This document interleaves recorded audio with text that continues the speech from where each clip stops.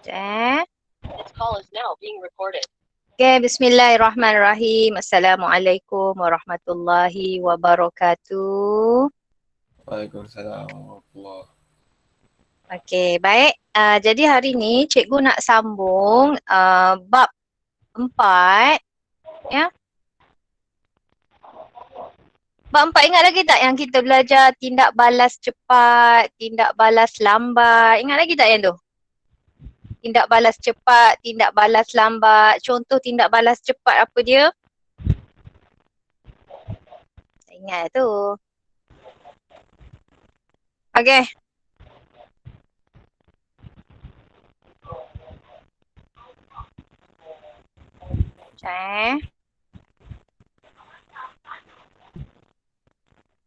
Okey, bismillahirrahmanirrahim. Okey, kita ingat semula, kita recall semula tindak balas cepat, tindak balas perlahan, contoh apa itu tindak balas cepat. Nampak tak slide cikgu? Nampak cikgu. Okey. Tindak balas cepat, kadar tindak balasnya. Kadar tindak balasnya cepatlah. Ya. Maksudnya masa yang diambil tu singkat. Mengambil masa yang singkat untuk menjadi lengkap. Kalau tindak balas perlahan, maksudnya kadar tindak balas lambat. Ya, mengambil masa yang perlahan, mengambil masa yang lama untuk menjadi lengkap.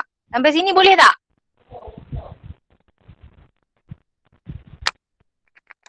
Apa nak respon? Aduh. Boleh. Boleh Okey, tak apa, respon aja. Okey, contoh tindak balas cepat apa dia? Pembakaran. Tak kira lah pembakaran bahan api ke, pembakaran kertas ke. Okey, yang kedua adalah peneutralan. Okey, apa maksud peneutralan? Bila kita campur asid dengan alkali, maka terhasillah bahan neutral. Itu kita panggil peneutralan. Peneutralan ni melibatkan asid kita campur dengan alkali. Okey, tindak balas perlahan contohnya fotosintesis.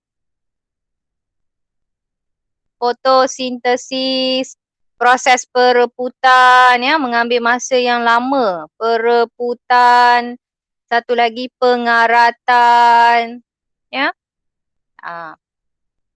Okey, ni cikgu recall semula. Jadi untuk hari ini, kita nak belajar aplikasi konsep kadar tindak balas. Aplikasi ni maksudnya penggunaan.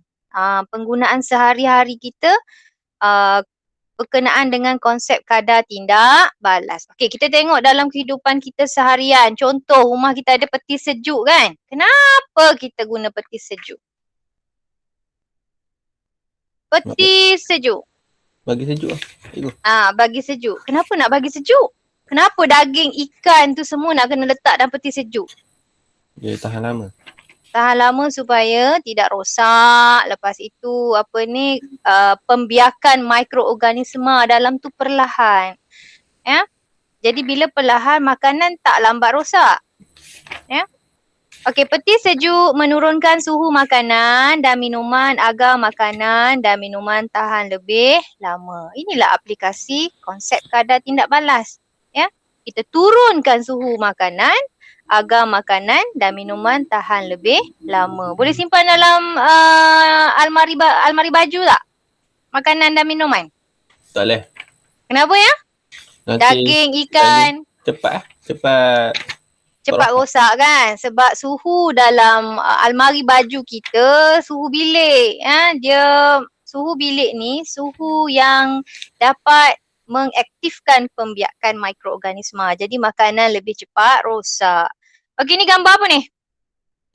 Tu microwave. Periuk nasi. Ini pressure cooker, pressure cooker ataupun periuk tekanan tinggi. Ya, periuk tekanan tinggi. Siapa susah nak sebut periuk tekanan tinggi, sebut je lah pressure cooker. Pressure cooker. Pressure cooker. Pendek je. Pressure cooker mempunyai tekanan dalam periuk yang lebih tinggi untuk meningkatkan kadar takat didih makanan. Jadi makanan lebih cepat dimasak. Okey, kalau kita masak sup ke ataupun nasi impit, kita guna periuk biasa, guna dapur biasa, jadi makanan tu lambat masak. Kalau kita guna pressure cooker, 45 minit ataupun 30 minit dah masak dah untuk apa? Masak nasi impit. Kalau periuk biasa mungkin 1 jam, contohlah contoh. Dia depends pada bilangan nasi impit lah. Kalau kita pakai pressure cooker mungkin 30 minit je. Maksudnya penggunaan pressure cooker ini mempercepatkan apa? Makanan masak. Makanan dimasak dengan lebih cepat. Boleh faham tak cikgu cerita ni? Ni cerita je ni. Boleh tak? Boleh? Okay. Ini apa? Ini gambar apa ni? Gambar arang. Okay. Biasanya kita akan menggunakan ketulan arang yang besar ke kecil? Kalau nak cepat terbakar. Kecil. Ketulan arang menggunakan saiz yang lebih kecil. Untuk memudahkannya ia terdedah dengan oksigen. Jadi bila dia kecil, dia cepat terdedah dengan oksigen, maka ia lebih cepat terbakar. Berbanding kalau kita guna arang yang besar-besar ni. Lambat dia nak terdedah. Maksudnya setiap kawasan ni lebih cepat terdedah. Kalau yang ini mengambil masa yang lama untuk terdedah sebab dia besar. Jadi kita gunalah ketulan arang yang bersaiz kecil untuk menjadikannya lebih cepat terbakar.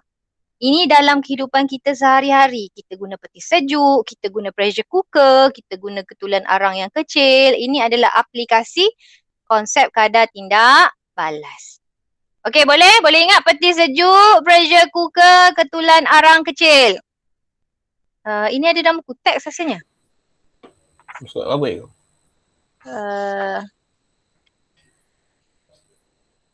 Muka surat 134. 134 yang ada dalam buku teks hanyalah peti sejuk sahaja. Tapi cikgu tunjuk contoh lain, pressure cooker dan penggunaan ketulan arang yang kecil. Okey, ni dalam kehidupan kita sehari-hari. Ni common, nak cerita apa ya? Perbuatan kita sehari-hari lah yang biasa. Okey, tapi yang dalam industri juga, dia ada juga aplikasi. Aplikasi kadar tindak balas dalam industri. Okey, ada 2 proses yang kamu kena belajar dalam bab ni. InsyaAllah tak susah. Yang pertama ialah proses Haber. Ikutlah nak sebut Haber ke, Haber ke. Ya?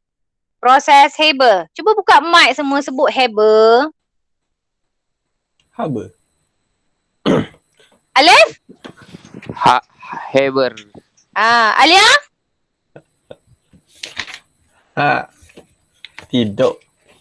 Alia pagi-pagi hilang suara. Ego, tak ada ego. Okey, yang kedua proses sentuh. Ingat, ada 2 proses yang kamu akan belajar dalam bab ini. Haber dan sentuh. Okey, kita tengok proses Haber dulu. Okey, proses Haber tujuannya untuk menghasilkan amonia. Amonia. Okey. Okey, untuk penghasilan amonia ada 2 gas yang terlibat iaitu nitrogen dan hidrogen. Kamu ingat lagi Cikgu Nordin hitam? Cikgu bola baling kamu kan? Ingat Nordin hitam. So, nitrogen, hydrogen. Okay. Boleh tak? 2 gas yang terlibat, nitrogen, hydrogen. Dia kena sebut. Kalau tak sebut nanti lupa. Okey, faktor yang diperlukan untuk meningkatkan kadar tindak balas. Okey, yang ini kena hafal. Ada beberapa faktor yang kita nak faktor yang diperlukan untuk meningkatkan kadar tindak balas amonia. Okey, suhu, tekanan, mangkit. Macam kamu belajar lah. Kamu perlu ada pemangkin dalam hidup kamu. Contoh, kena ada awet ke, pemangkin lah tu. Tak ada. Kena ada tak ada kena ada kawan baik ke, kena ada motor ke. Itu contoh-contoh pemangkin. Pemangkin untuk rajin pergi ke sekolah. Samalah macam penghasilan amonia ni, dia kena ada pemangkin. Pemangkin pula dah. Antara faktor yang diperlukan untuk meningkatkan kadar tindak balas, suhu, tekanan, makin. Okey, suhu dia, kamu kena ingat suhu dia di antara 450 darjah Celsius hingga 500 darjah Celsius. Paling senang nak ingat. Bukan 500, 550. Boleh ingat tak? Senang je kot. Ingat 500 ke? Okey. Tekanan 200 atmosfera, ATM. ATM tu maksudnya atmosfera, ini adalah dia punya unit. Okey, makin. Kena ingat ya, makin ni adalah bahan yang mempercepatkan kadar tindak balas. Cikgu ulang lagi sekali, makin ialah bahan yang mempercepatkan kadar tindak balas. Makin yang digunakan adalah besi. Okey, nanti cikgu ulang semula nak bagi kamu faham. Okey, ini gambar dia dan dia biasanya kalau keluar dalam soalan, inilah bentuk gambar yang dia akan lukis untuk kamu. Okey, ada dua anak panah, boleh letak mana-mana. Loading tak?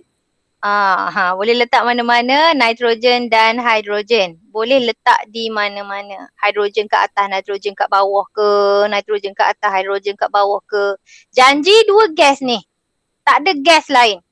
Nitrogen, hidrogen. Okey, lepas itu dalam kebuk pemampat, nitrogen dan hidrogen ni bercampur di bawah tekanan. Berapa tadi tekanan dia? 500. 200. 200.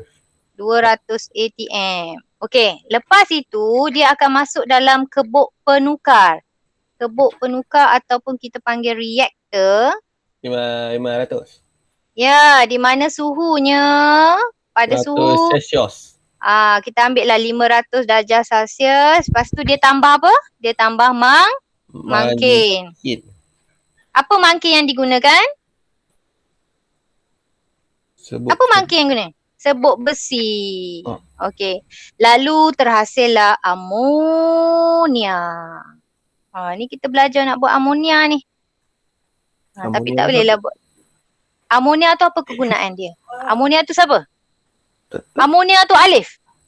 Malam-malam je Alif jadi amonia. Sakit. Okey.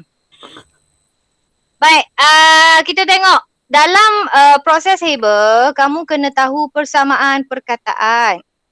Benda lah persamaan perkataan ni. Persamaan perkataan bila dia ada tambah, dia ada anak panah.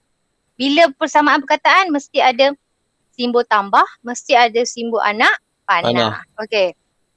Okey, gas apa yang terlibat? Ulang semula, gas apa yang terlibat? Nitrogen, hidrogen. Nitrogen dan hidrogen. Okey, nitrogen dan hidrogen lalu terhasillah Amonia.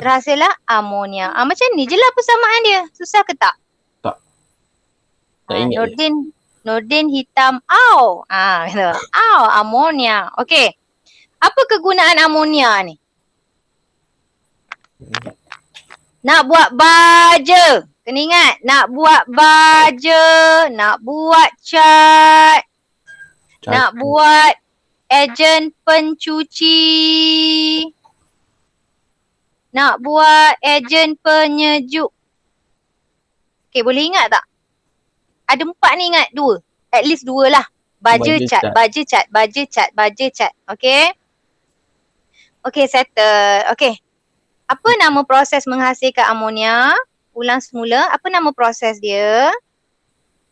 Ulang semula. Proses apa tadi? Makin. Proses. Proses apa? Proses Haber. Proses Haber. Okey. Apa 2 gas yang terlibat? Ada 2 gas yang terlibat. Apa dia? nitrogen, Hidrogen. Pandai. Nitrogen dan hidrogen. Okey, ada 3 faktor untuk penghasilan amonia. Apa dia? Tekanan. Lagi? Suhu. Dan satu lagi? Amonia. Kejadian. Makin. Okey, tekanan kita pakai berapa? 200. Tekanan 200. Okey, tak apalah. ATM. Okey. Kalau hafal unit lagi bagus. Okey, suhu? 500. Dia 450 hingga 550 kan? Okey. Ingat 500 je pun dah tak apa. Zami baru bangun tidur ke? Okey, makin. Makin apa kita guna? Amonia. Kau ni dah amonia ni. besi. Makin tu. Besi. Ha, ini saja yang nak kena ingat. Lagi satu. K, apa yang K? Apa yang K, Zami? Okey. Tiba-tiba je K. Lain orang tanya, lain orang jawab. Baru bangun tidur, Zami. K. Okey. Kegunaan amonia. Cepat, apa dia? Cat. Cat lagi? Baja. Baja. Ejen pencuci. Ejen penyejuk. Ejen penyejuk. Ejen pencuci kan? Hmm. Okey. Baja, cat. Lepas tu satu lagi ni persamaan perkataan dia. Itu sahaja untuk amonia. Susah ke senang? Senang. Alhamdulillah. Okey, settle. Proses Haber. Ada satu lagi proses. Apa dia? Proses apa ni tadi? Bawah Haber tu. Proses Apa dia? sentuh. Sentuh. Okey, proses sentuh. Kita tengok. Yang ni agak dia macam mana, kalau amonia tadi first tengok macam susah. Bila cikgu ulang semula nampak macam senang dah. Proses Haber ni dia, proses sentuh ni dia banyak step. Dia tak susah tapi dia banyak step. Okey, sentuh. Sentuh huruf S. So untuk menghasilkan asid. Asid sulfurik. Kena sebutlah, kalau kamu tak sebut nanti kamu lupa. Asid sulfurik. Asid sulfur. Ya, sentuh asid sulfurik. Sentuh asid sulfurik. Okey, ada 4 langkah. Ada berapa step? 4 langkah. Ada 4 sentuhan di situ. Okey, langkah pertama, langkah kedua, langkah ketiga, langkah keempat. Okey, tengok elok-elok langkah pertama. Nanti cikgu share nota ni, jangan susah hati. Tapi siapa yang masuk kelas cikgu ni, dia dengar cikgu cerita, bila dia tengok nota cikgu, insyaAllah dia faham. Tapi kalau yang tak masuk kelas cikgu, bila dia tengok nota dia tak faham. Tapi sebab tu cikgu record. Bila cikgu record, dia boleh tengok video ni nanti. Okey, langkah pertama, mula-mula dia masukkan, dia guna sulfur. Dah kata sulfurik kan? Sulfur dibakar dengan oksigen. Yang ini tak ada nitrogen, hidrogen macam amonia tadi. Okay, first step, sulfur dibakar dengan oksigen untuk menghasilkan gas sulfur dioksida.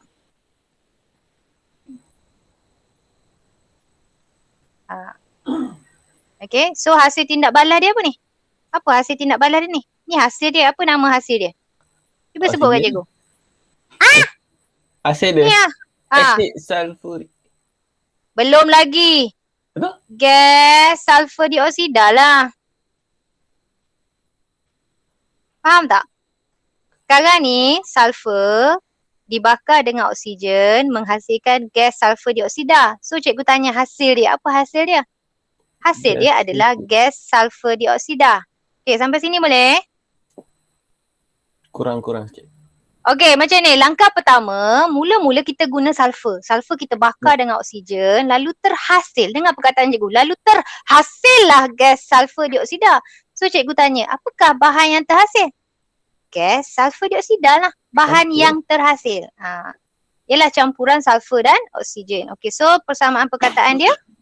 Sulfur tambah oksigen menghasilkan gas sulfur.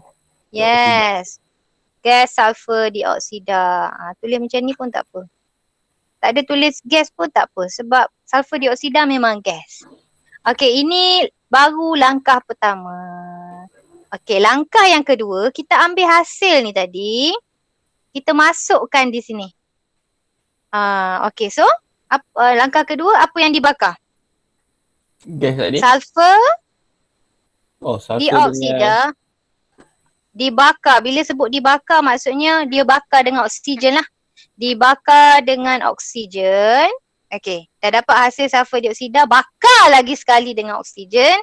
Untuk menghasilkan. D tu maksudnya 2. D tu dioksida. D tu maksudnya 2 oksigen. Kalau sulfur dioksida bakar lagi dengan oksigen. Menghasilkan berapa oksigen lagi? 2 tambah 1. Menghasilkan berapa oksigen? 3. 3. So kalau 3 kita panggil trioksida. Untuk menghasilkan sulfur trioksida. Okay, so apa hasil dia? Apa hasil tindak balas? Sama macam ni. Apa hasil tindak balas? Hasil tindak balas adalah sulfur trioksida. Ya, so masukkan dalam kotak ni. Okey, suhu yang digunakan kalau amonia tadi 450 hingga 550. Kalau sulfur ataupun proses sentuh ni tadi, suhu yang digunakan adalah 450 darjah Celsius. Lebih kurang juga. Okey? Hai Soleh. Okey. Hai. Tekanan kalau amonia tadi 200. Ini dia pakai satu aja tekanan dia. Kalau amonia pemangkin dia besi. Kalau proses sentuh pemangkin yang digunakan vanadium. Cuba sebut vanadium. Vanadium 5 oksida. Kalau vanadium oksida. Ini lama penuh dia. Oh, nama penuh dia. Waalaikumsalam. Okey, vanadium V oksida. Okey, persamaan perkataan. Persamaan perkataan nanti nama kena tulis lah. Macam tulislah yang hadir pada hari ni. Ni. Tak apa kan, cikgu screenshot. Okey, persamaan perkataan. Sulfur. Okey, ambil yang ni. Atas. Ambil yang atas. Sulfur dioksida tambah. Sulfur dioksida tambah. Oksigen. Menghasilkan. Alif jawapannya? Sulfur trioksida. Yes, sulfur trioksida. Okey, dia berkait. So hasil yang ni tadi, kita akan mulakan dengan langkah yang ketiga. Masukkan dalam ni. Sulfur trioksida dilarutkan dalam asid sulfurik. Dalam air water cooler.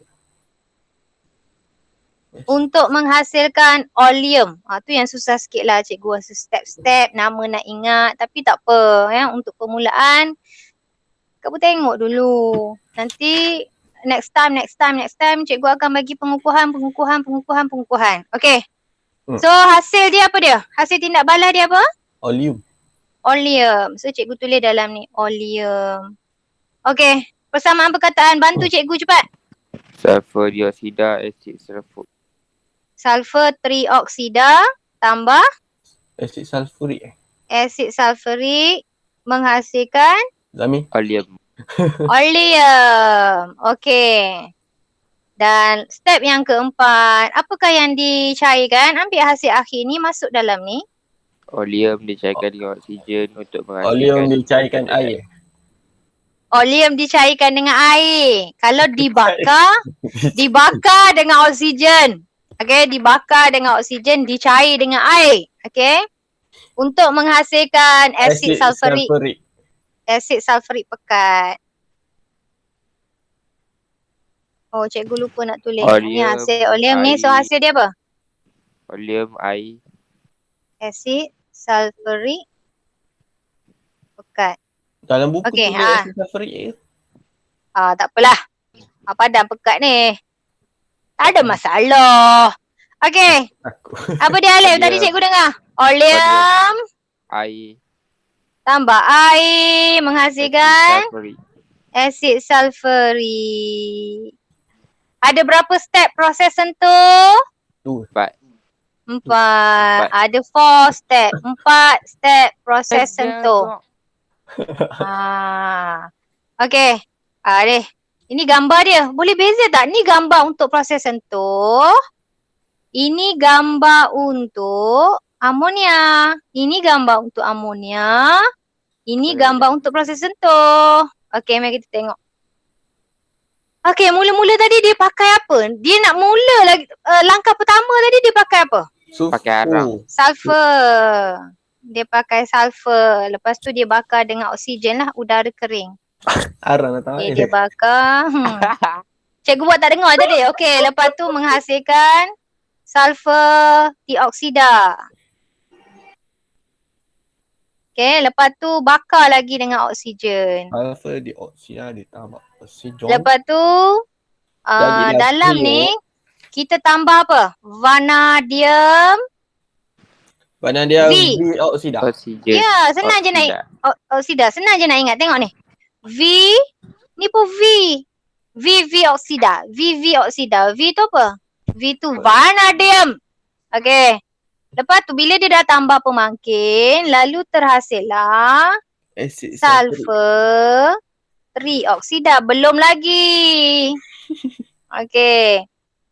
Okey, lepas itu gambarnya agak complicated sikit lah. Dalam ni kita tambah asid sulfurik. Bawah tu air. Air. Okey. Bagus bukanlah oksigen. Ini air. Ini hasil dia. Asid sulfurik.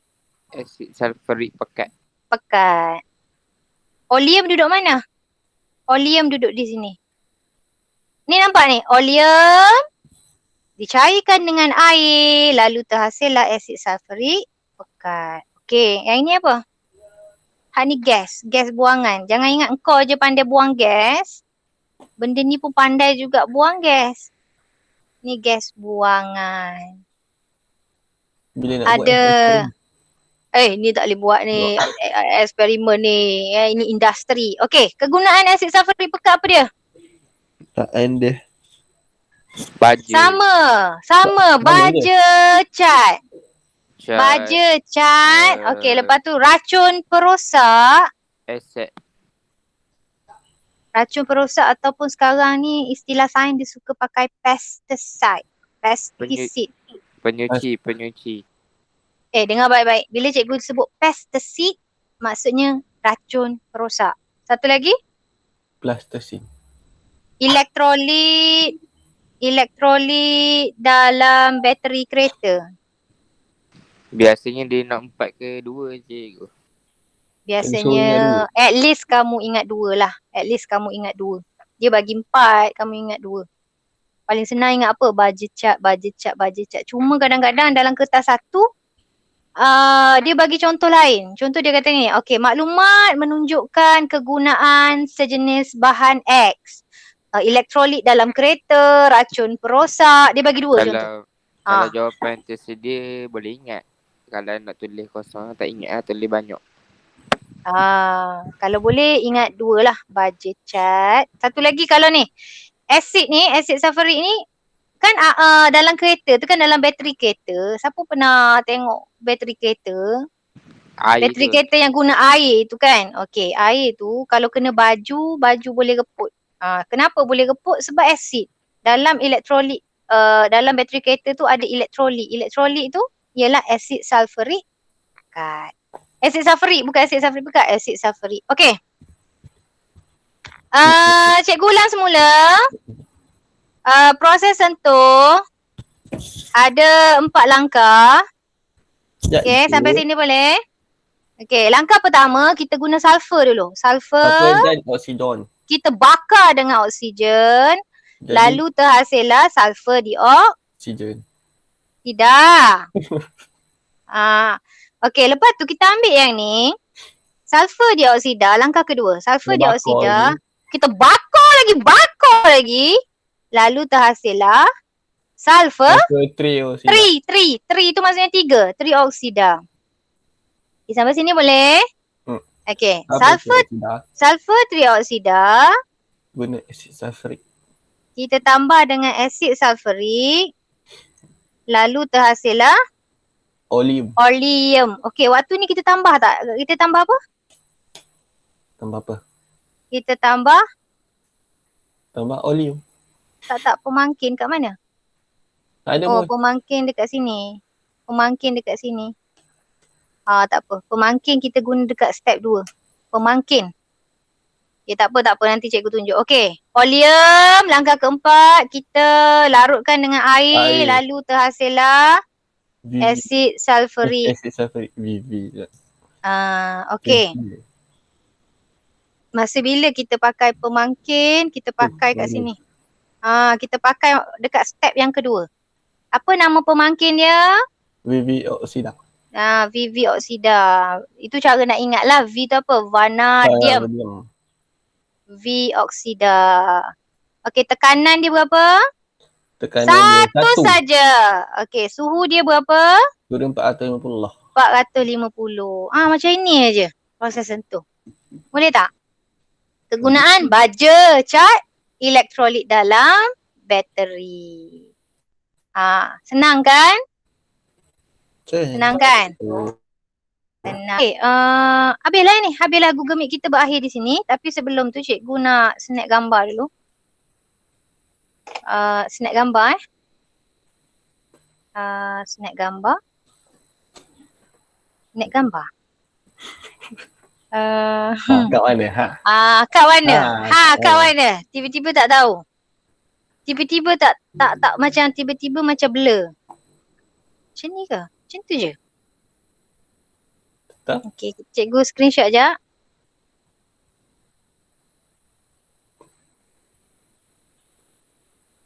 Okey. Jadi ini cikgu terima sebagai kehadiran. Okey, untuk PBD. Untuk PBD kamu kena jawab soalan kuis nanti. Ya? Yang tak hadir Google Meet pada hari ni yang jawab. Siap pula telefon ni. Yang apa? Apa tadi? Yang tak hadir dalam Google Meet ni dia jawab soalan kuis pun cikgu kira sebagai kehadiran. Kamu walaupun dah hadir kena jawab kuis sebab itu cikgu kira markah untuk PBD. Nak tengok kamu faham tak faham untuk kelas pagi ini. Cikgu nanti cikgu send dalam group yang tadi tu. Ya, cikgu send dalam grup nota tu. Boleh print lah. Boleh print. Nak salin pun boleh print pun boleh. Ya? Nak print. Okay, good. Demi Okay. boleh. Okay, rasanya itu sahaja. Kejap cikgu tutup yang ni. Tak kenapa. Cikgu keluar lah, cikgu keluar. 30 minit dah kelas cikgu. Okay. 12 orang kejap cikgu nak set up ni.